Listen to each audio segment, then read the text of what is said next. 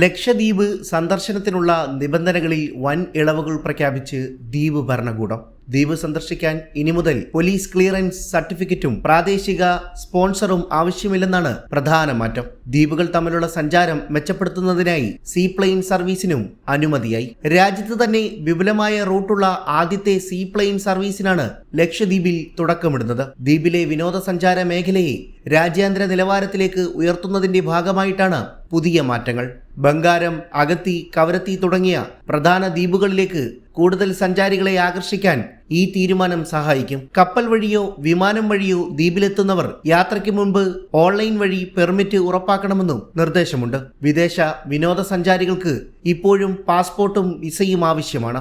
Skyhop ഏവിയേഷനാണ് ലക്ഷദ്വീപിൽ seaplane സർവീസിന് directorate general of ഏവിയേഷന്റെ regulatory അംഗീകാരമുള്ള അനുമതി നേടിയിരിക്കുന്നത്.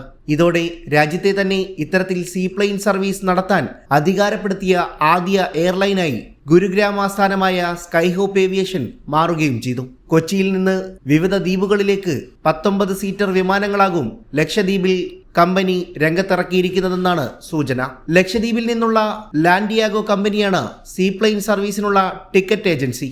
ലക്ഷദ്വീപ് സമൂഹത്തിലെ അഗത്തി, കവരത്തി, കൽപ്പേനി, കിൽത്താൻ, കടമത്ത് എന്നീ 5 ദ്വീപുകളുമായും ഇന്ത്യൻ തീരപ്രദേശവുമായും ബന്ധിപ്പിച്ച് സർവീസിനുള്ള അനുമതിയാണ് സ്കൈഹോപ്പ് ഏവിയേഷൻ കഴിഞ്ഞ ദിവസം ലഭിച്ചത്. സ്പൈസ് ജെറ്റിന്റെ പ്രൊമോട്ടറായിരുന്ന അജയ് സിംഗിന്റെ മകൾ അവനി സിംഗ് ആണ് സ്കൈഹോപ്പ് ഏവിയേഷൻ സ്ഥാപകയും സിഇഒയും. ആൻഡമാൻ നിക്കോബാർ ദ്വീപുകൾ, ഗോവ, ഗുജറാത്തിലെ തീരപ്രദേശം, കേരളത്തിലെ കായലുകൾ എന്നിവിടങ്ങളിൽ സീപ്ലെയിൻ സർവീസ് തുടങ്ങി വരും വർഷങ്ങളിൽ സർവീസുകൾ വിപുലപ്പെടുത്താനാണ് സ്കൈഹോപ്പ് ഏവിയേഷൻ പദ്ധതിയിടുന്നത്.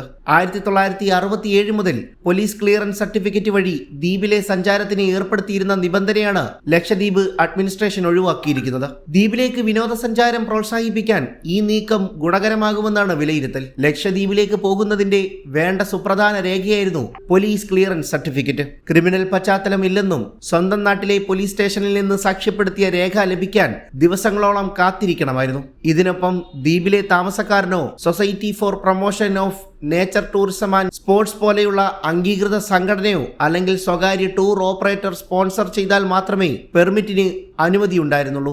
ഈ 2 നിബന്ധനകളും ഇതോടെ ഒഴിവായി. പുതിയ പരിഷ്കാരം അനുസരിച്ച് ടൂറിസ്റ്റ് കാറ്റഗറിയിൽ വരുന്നവർക്ക് ഓൺലൈൻ പോർട്ടൽ വഴി നേരിട്ട് പെർമിറ്റിന് അപേക്ഷിക്കാം. ഇതിനായി ആധാർ കാർഡ് പോലെയുള്ള തിരിച്ചറിയൽ രേഖകളും താമസ സൗകര്യം ബുക്ക് ചെയ്തതിന്റെ വിവരങ്ങളും നൽകിയാൽ മാത്രം മതി. ഒരപേക്ഷയിൽ പരമാവധി 6 പേരെ വരെ ഉൾപ്പെടുത്താനാകും. അപേക്ഷാ ഫീസായി ഒരാൾക്ക് 50 രൂപ വീതമാണ് നൽകേണ്ടത്. ഇതുകൂടാതെ മുതിർന്നവർക്ക് 200 രൂപ വീതം ഹെറിറ്റേജ് ഫീസും 12 മുതൽ 18 വരെയുള്ള വയസ്സുള്ളവർക്ക് 100 രൂപ ഹെറിറ്റേജ് ഫീസും നൽകണം.